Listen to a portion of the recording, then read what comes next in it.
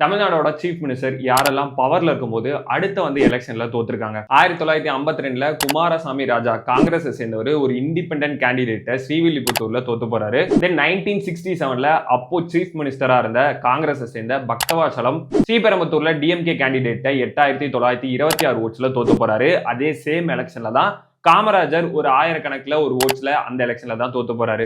So இதுக்கு முக்கியமான காரணம் பார்த்தா அப்ப நடந்த அந்த ஹிந்தி திணிப்பு அப்படிங்கிறதா சொல்றாங்க. அதுக்கப்புறம் கிட்டத்தட்ட 30 வருஷம் சீஃப் மினிஸ்டரா இருந்தவங்க எலெக்ஷன்ல தோக்கவே இல்லை. இந்த ஸ்ட்ரீக் 1996ல உடையுது. 1991ல பர்கூர் அண்ட் காங்கேயம்ல ஜெயலலிதா கேண்டிடேட்டா நிக்கிறாங்க. அந்த எலெக்ஷன்ல அவங்க வின் பண்றாங்க.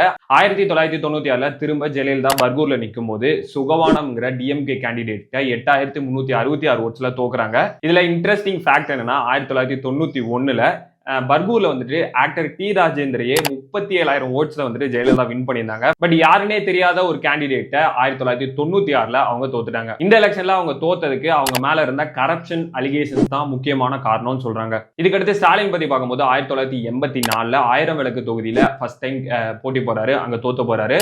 தென் சேம் அதே தொகுதியில 89ல வின் பண்ணி திரும்ப 91ல தோக்குறாரு. அதுக்கப்புறம் 96, 2001, 2006ன்னு 3 முறை 1000 விளக்குல எம்எல்ஏவா செலக்ட் ஆகுறாரு.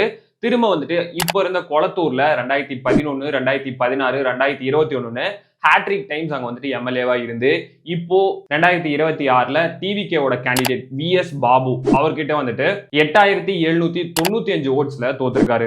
ஸோ இந்த மாதிரி நிறைய யூஸ்ஃபுல்லான வீடியோஸ் நம்ம தொடர்ந்து போட போறோம், போட்டுட்டு இருக்கோம். கண்டிப்பா சப்போர்ட் பண்ணுங்க, மறக்காம ஃபாலோ அண்ட் சப்ஸ்கிரைப் பண்ணுங்க.